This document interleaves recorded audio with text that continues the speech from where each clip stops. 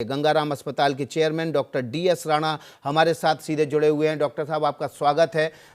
बड़ा सवाल यही है कि ऑक्सीजन की सप्लाई को लेकर दिल्ली सरकार अभी हाईकोर्ट में गोलमोल जवाब दे रही है, उसके पास जवाब नहीं है। लेकिन इस ऑक्सीजन की कमी की वजह से हम, आप और आम नागरिक दिल्ली का सफ़र कर रहा है। सुबह से 25 लोग अपनी जान गंवा चुके हैं।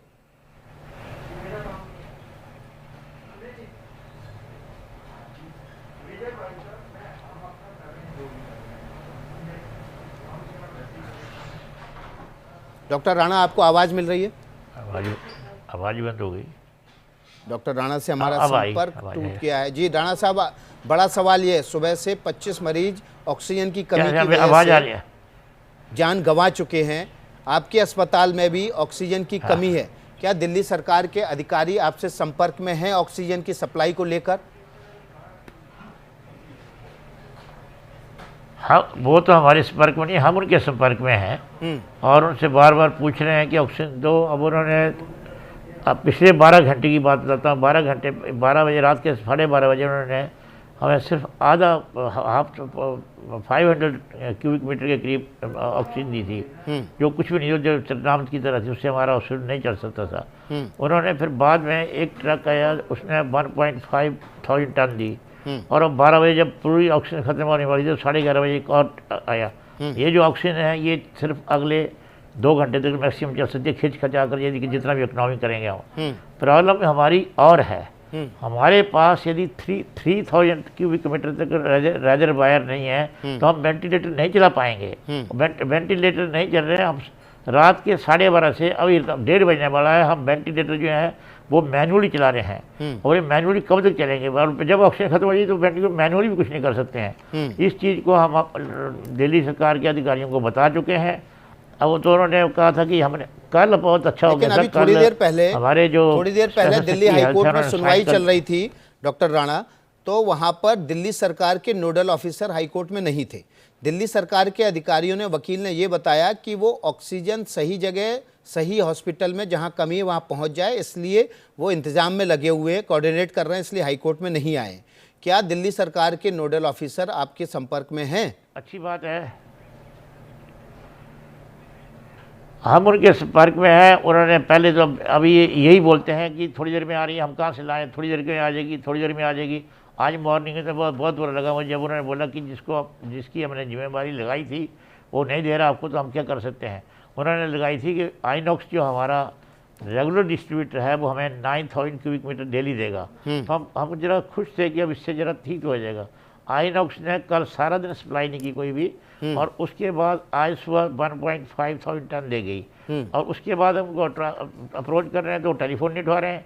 अब बड़ी मुश्किल टेलीफोन, हमें पता लगा कहीं से कि उनके से किसी से पता लगा कि उनका ट्रक चला हुआ है आइनॉक्स का, वो हमें देंगे, किसको देंगे ये को पता नहीं है, किसका, इसकी कोई नज़र नहीं पड़ती किसको कितनी देनी है, वो थोड़ी थोड़ी दे जाते हैं।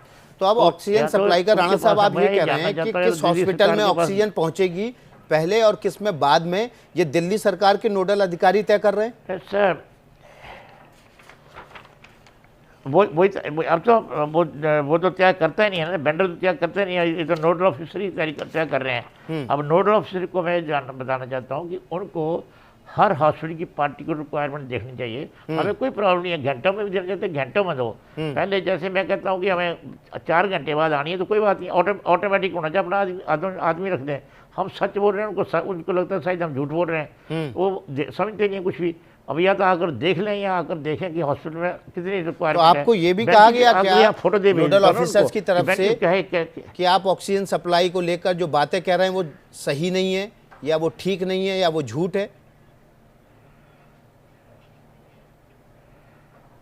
नहीं, वो तो कहते हैं नहीं, इसमें तो हम तो जो आप कह रहे हैं भी कमी तो है हमारे पास। मैं फिर आपके पास कमी है तो फिर बोलो, सरकार को बताओ, सेंट्रल सरकार को बताओ या मीडिया को बताओ कि आपके पास ऑक्सीजन नहीं है। अब है तो उसको एटलीस्ट अब यह बताओ कितने, मतलब मान लो ऑक्सीजन कमी है तो हर एक हॉस्पिटल बोल दो कि इतने बेड से ज़्यादा मत दिलाओ, दाखिल करो, फिर ये तो वो कर दो। अब पेशेंट हम भर्ती कर रहे हैं, उनको ऑक्सीजन कहाँ से दें?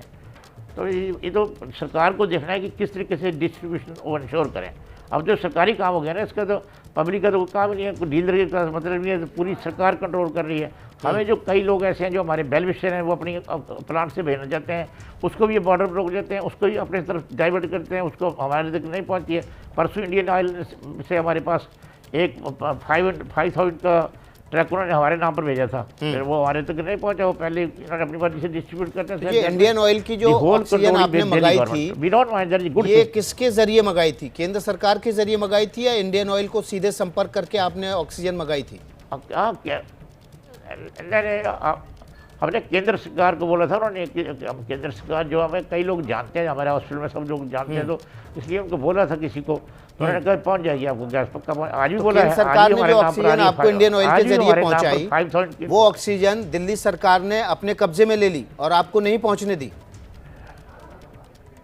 हाँ, वो नेचुरली वो दिल्ली सरकार ने मतलब अपने सब वो उन्होंने डिस्ट्रीब्यूशन अपने हाथ में ले लिया है। ठीक है, मैं डिस्ट्रीब्यूशन अपने हाथ में रखे हैं, पर डिस्ट्रीब्यूशन फिर इंश्योर करें कि ऑक्सीजन मिल रही है, या तो फिर वो ट्राई करें कि हमारे पास ऑक्सीजन है ही नहीं है। आप बड़ी जानकारी दे रहे हैं। डॉक्टर DS राणा है, चेयरमैन है सर गंगाराम के। अभी तक जो आरोप लग रहे थे कि दिल्ली सरकार की ऑक्सीजन दूसरे राज्य रोक ले रहे हैं, उसके उलट उन्होंने बात कही है। केंद्र सरकार ने इंडियन ऑयल से ऑक्सीजन भिजवाई थी सर गंगाराम अस्पताल को, उस ऑक्सीजन को दिल्ली सरकार ने रोक के दूसरे हॉस्पिटल को जारी कर दिया।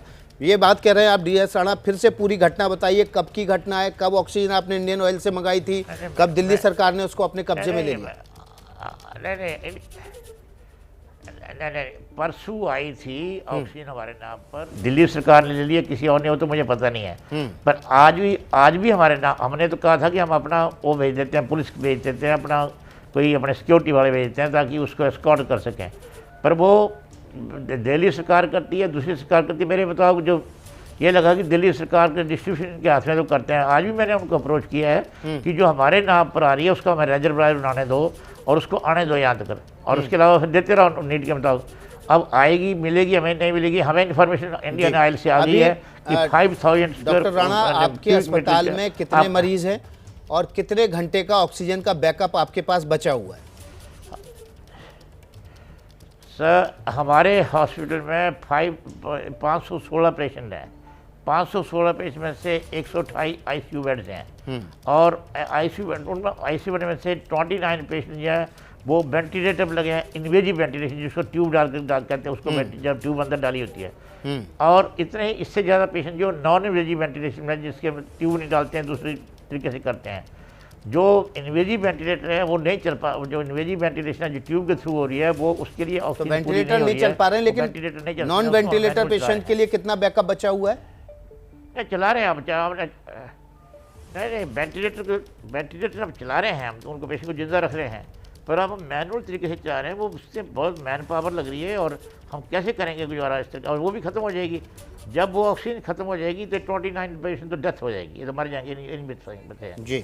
जब ऑक्सीजन। बहुत बहुत शुक्रिया doctor DS Rana ABP news से जुड़ने के लिए। डॉक्टर DS राणा चेयरमैन थे सर गंगाराम हॉस्पिटल के। उनका कहना है कि उनके पास तकरीबन 516 मरीज है, जिसमें से 128 ICU पेशेंट है और 29 वेंटिलेटर पे हैं। अगर जल्द से जल्द ऑक्सीजन की सप्लाई नहीं की गई तो ये मरीजों की जान पर बन आएगी। उन्होंने ये भी कहा कि दिल्ली सरकार के अधिकारी उनको ऑक्सीजन टुकड़ों में भेज रहे हैं। उन्होंने जो केंद्र सरकार से ऑक्सीजन मंगाई थी वो भी रोक के दूसरी तरफ डाइवर्ट कर दी गई है। ABP न्यूज़ आपको रखे आगे।